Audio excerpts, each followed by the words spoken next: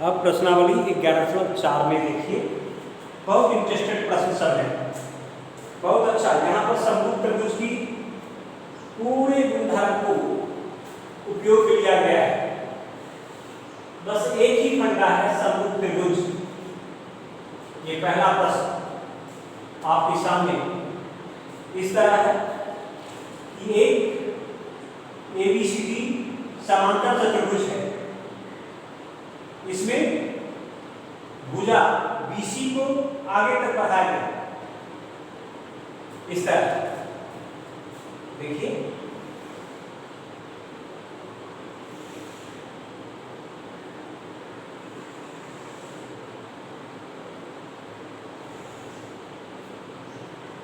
ABCD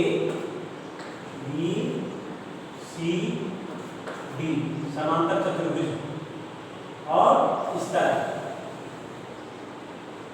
ये एक भुजा खींचा गया है। अब हमसे पूछ रहा है प्रश्न में ABCD समांतर चतुर्भुज है, x तथा y का मान ज्ञात करें। x तथा y का मान ज्ञात करें। ये 6, ये 10। ध्यान रखिएगा, एक भुजा 6 और दूसरी भुजा 10 सेंटीमीटर। फिर हमसे कह रहा है इसमें 9, 16, 9, ये भी 9, ये भी 9, ये 16। हमसे x और y की मान ज्ञात करनी है। अब आप चाहो तो इसका नाम EF आप अपनी तरफ से दे सकते हो।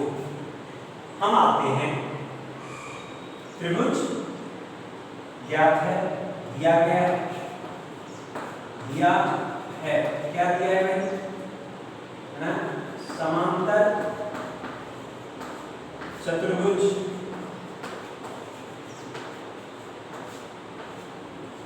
ABCD में AB बराबर CD बराबर 16 सेंटीमीटर, फिर BC बराबर AD बराबर 9 सेंटीमीटर। अब BC भुजा को आगे तक बढ़ा दिया गया E तक, E से A को मिलाया, जो CD को F पर काटता है तो हमसे कहता है ज्ञात करें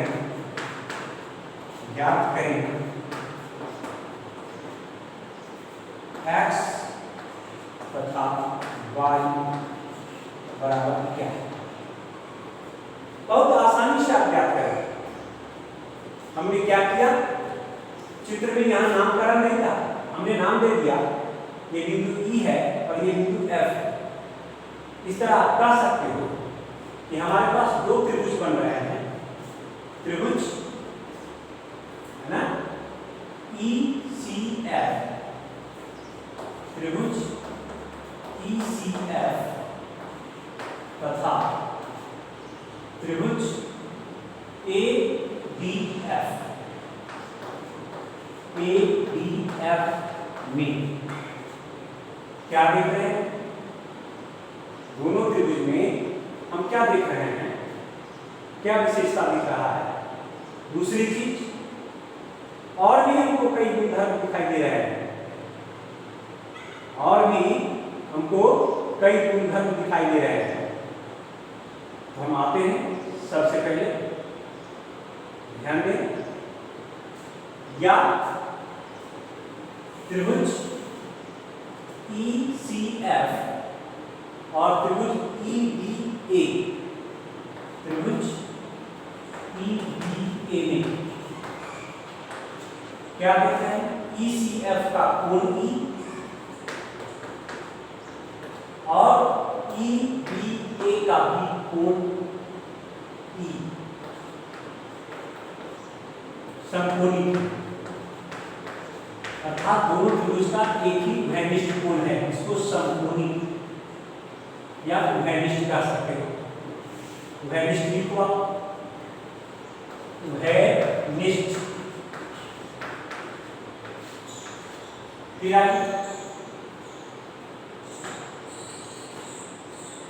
इस त्रिभुज का ये कोण और इस त्रिभुज का ये कोण, जब दो भुजा समांतर हो और उसको कोई रेखा प्रतिच्छेद करे, संगत कोणों का योग समान होता है। तो कोण ECF बराबर होंगे EBA का, EBA का संगत कोण का योग,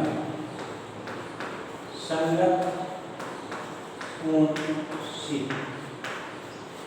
इस तरह एक त्रिभुज के दो कोण जब संगत त्रिभुज के दो कोण के बराबर हो जाए तो दोनों त्रिभुज समरूप होंगे, अर्थात त्रिभुज ECF समरूप हुए। त्रिभुज EBA का इसको कहा जाता है कोण कोण समरूपता से, समरूपता नियम से। जब दो त्रिभुज समरूप हों तो उनकी संगत भुजाएं अनुपातिक होती हैं, उनकी संगत भुजाएं अनुपातिक होती हैं।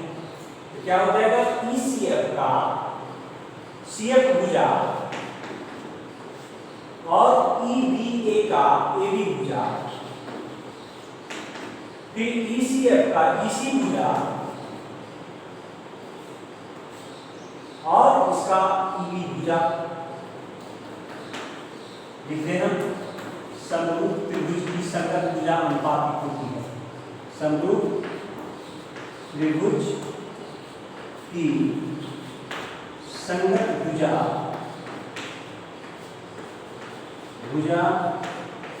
अनुपातिक होती है।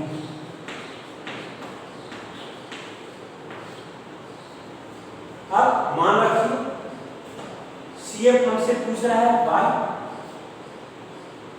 CF दिया गया है 6 और AB दिया गया है 16। EC पूछ रहा है y और EB y प्लस 9,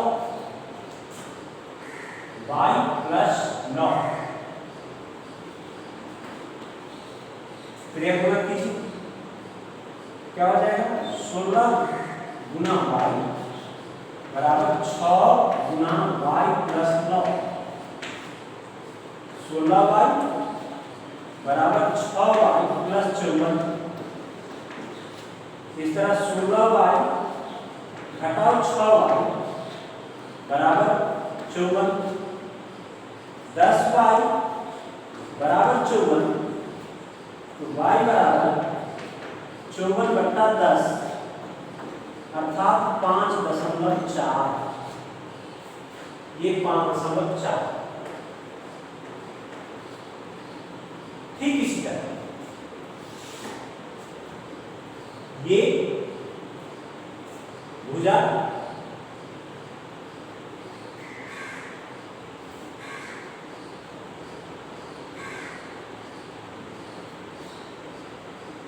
अब हम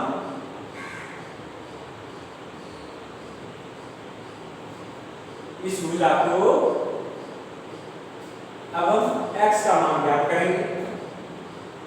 x का मान ज्ञात करने के लिए हम इस तरह से ले लें,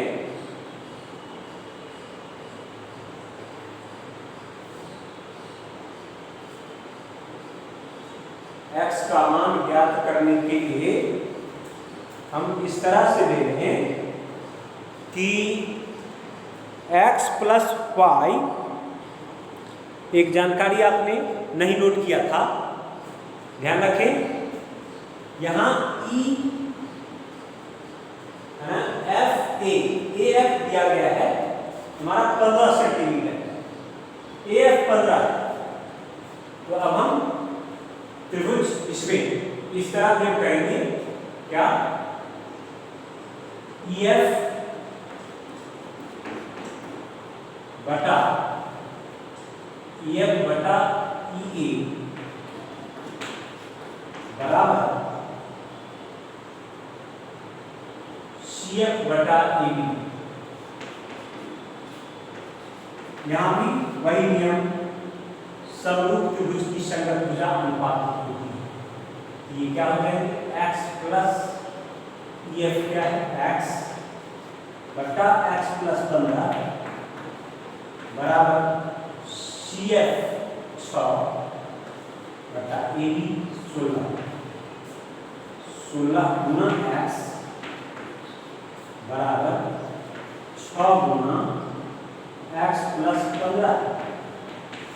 इस तरह 16x बराबर 6x प्लस 90 और 16x घटाओ 6x बराबर 90 और 10x बराबर 90, तो x बराबर 9 सेंटीमीटर, x बराबर 9 सेंटीमीटर। जस्ट लाइक हम एक अगला क्वेश्चन देख रहे हैं। अगला क्वेश्चन देखिए, कहता है तीसरा क्वेश्चन में आ रहा हूं, हमसे इस तरह कह रहा है क्वेश्चन नंबर 3, कहता है ये एक नदी है, ये एक नदी है, इस नदी की चौड़ाई ज्ञात करनी है, इस नदी की चौड़ाई ज्ञात करना है। इस तरह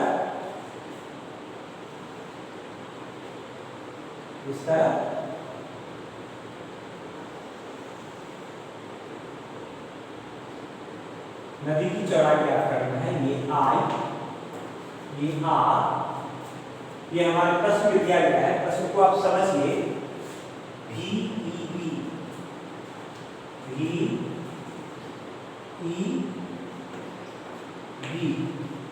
ये 90 डिग्री हमसे पूछ रहा है नदी की चौड़ाई ज्ञात करो, जहां की IB 36,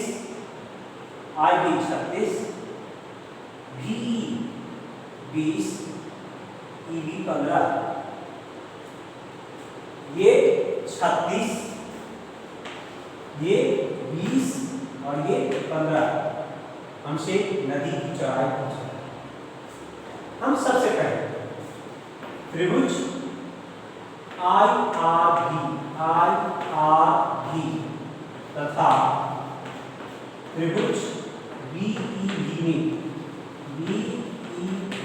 से दिखाई दे रहा है सबको, ये दो त्रिभुज बन रहे हैं, दोनों समकोण त्रिभुज हैं। तो हम क्या करते हैं, IRB का कोण RIB बराबर है कोण BEB का, BEB प्रत्येक 90 अंश। फिर आइए, ये कोण, इस कोण का शीर्षाभिमुख कोण बन रहा है IBR बराबर EBB शीर्षाभिमुख कोण, विमुख कोण।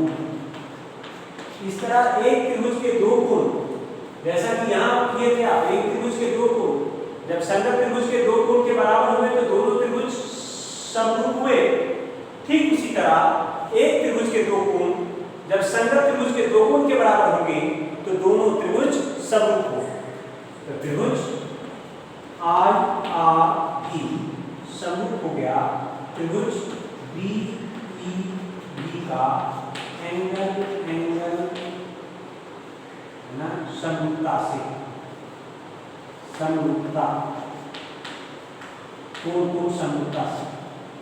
जब दो त्रिभुज समरूप हो तो उनकी संगत भुजाएं अनुपातिक। तो IBR का IR भुजा और इसका BE भुजा, BE इसका IB और इसका BE। IR को IR रहने दें, BE को 36, BE को 15, IB को 36, ये 20 क्रिया गुणा कीजिए, IR गुना 20 बराबर 36 15 और आई आर बराबर 36 गुना 15 बटा 20, 4 पंचे 20, 4 गुना 36, 5 तिहाई 15, 9 गुना 3 27, अर्थात इस नदी की चौड़ाई ये 27 मीटर चौड़ाई हो गया नदी की। इस तरह आप भी किसी नदी की व्यवहारिक जीवन में किसी नदी की चौड़ाई इस तरह ज्ञात कर सकते हो। व्यवहारिक जीवन में हमको ये समरूप त्रिभुज पढ़ने का अर्थ क्या है कि हम अपने दैनिक जीवन में इसको अनुप्रयोग में लाएं और हम कितने आसानी से नदी की चौड़ाई ज्ञात कर लिए। आप यहाँ पर देख रहे होंगे कि हमने दिए गए जो हमारे पास जानकारी है उस जानकारी में नदी की चौड़ाई भर मालूम नहीं थी। हमने नदी की किनारा को देख करके और हम आसानी से चौड़ाई ज्ञात कर सकते हैं।